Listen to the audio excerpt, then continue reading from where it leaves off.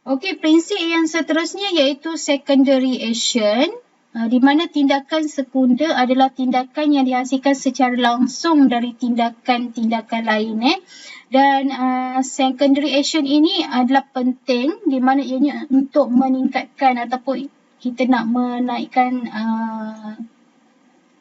minat penonton untuk meneruskan menonton lah, dan ianya untuk menambahkan realistic complexity pada kita punya animation tersebut. Okay.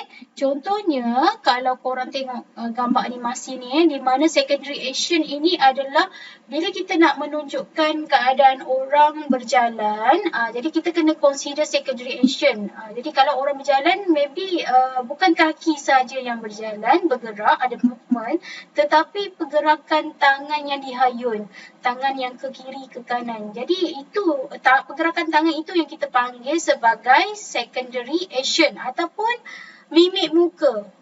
Dia nak dalam keadaan marah. Jadi pergerakan tangan dan juga mimik muka itu kita consider sebagai secondary action. Walaupun primary action dia, aksi yang pertama yang kita nak tunjuk adalah berjalan menggunakan pergerakan kaki. Okey, selain daripada tu, korang boleh tengok contoh video ni, penggunaan secondary action. Secondary action. A secondary action is any action that results from the primary action. Adding this principle to the main action gives the scene more life by supporting and enhancing the main action. Like in this example shown, a person walking is a primary action.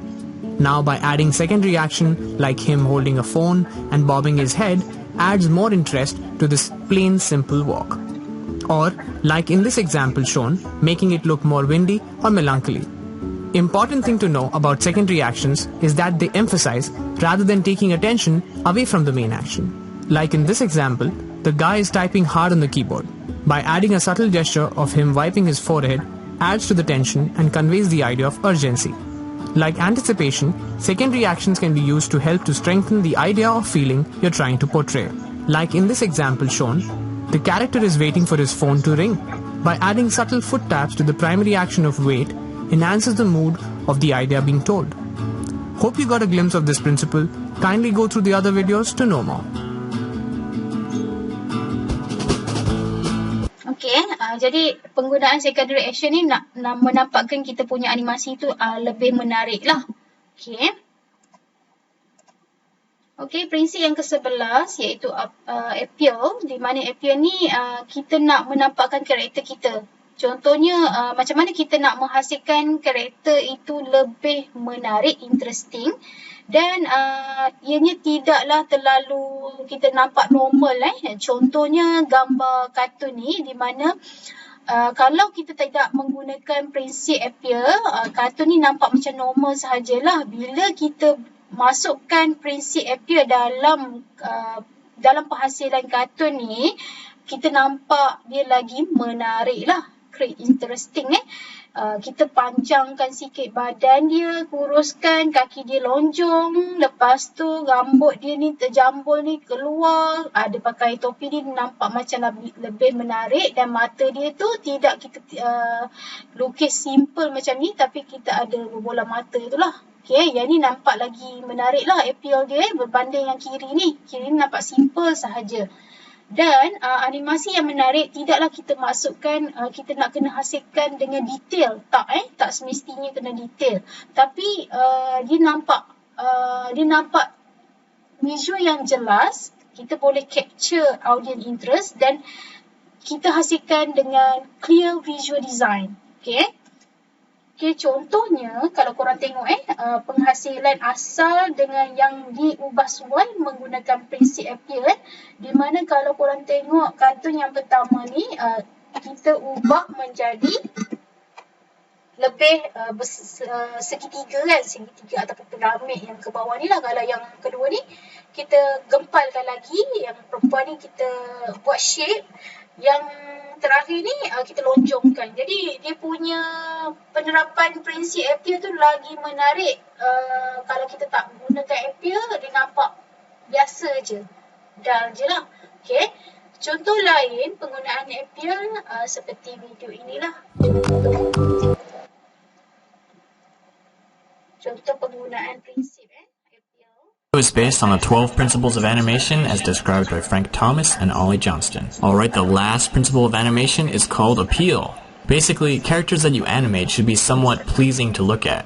They should have some kind of charismatic aspect to like about them. This doesn't only apply to the hero of the story, but also the villain and every other character. Appeal doesn't always mean good looking. It can also mean interesting. So the villain should be likable in the sense that they are interesting to look at. The tricky thing about this is that everyone has a different standard for what is appealing. However, just giving your character a dynamic design can greatly boost its appeal. Here are 3 steps to doing that. First, use a variety of shapes. Instead of using the same shape for every character, try out different shapes, because there's no limit to the spectrum of crazy configurations that characters can have. Every good character design starts with a clear shape. Second, play with proportions. Cartoonists often magnify the things we find interesting and shrink the things we might find ugly or boring. For example, they might enlarge the head and eyes, shrink the body, and make the hands larger. Finding the aspect of a character that defines his or her personality and blowing it up can often create a more appealing design. Third, keep it simple. Too much information can overcomplicate the character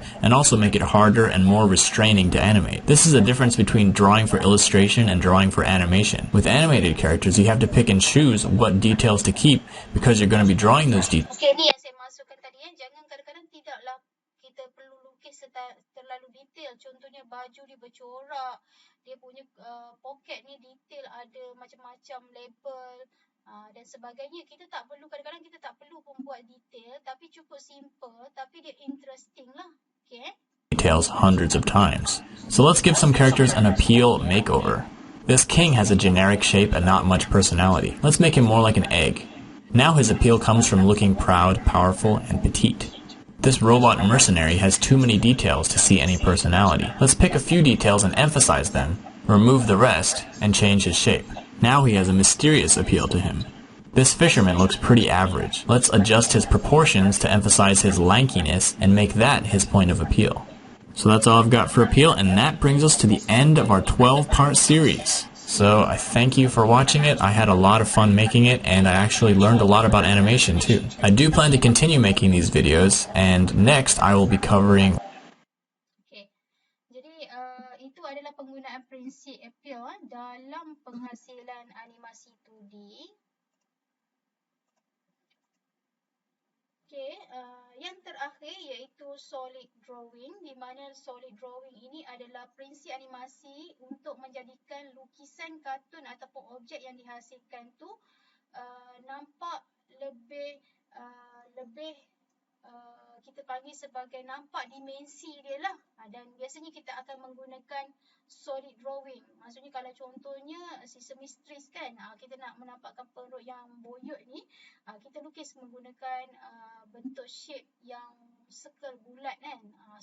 Dan seterusnya kalau kita nak gunakan untuk badan dia, kita gunakan silinder dan sebagainya.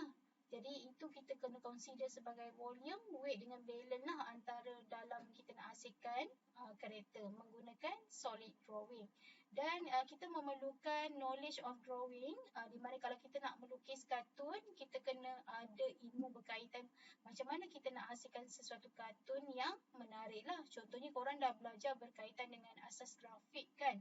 Jadi korang dah biasa melukis di hard copy, maksudnya di kertas. Jadi bila kita nak melukis di dalam software, kita memerlukan solid drawing. Jadi kalau kita nak hasilkan, boleh guna bentuk circle, bentuk segi empat tepat, segi empat sama, square dan sebagainya, triangle dan sebagainya.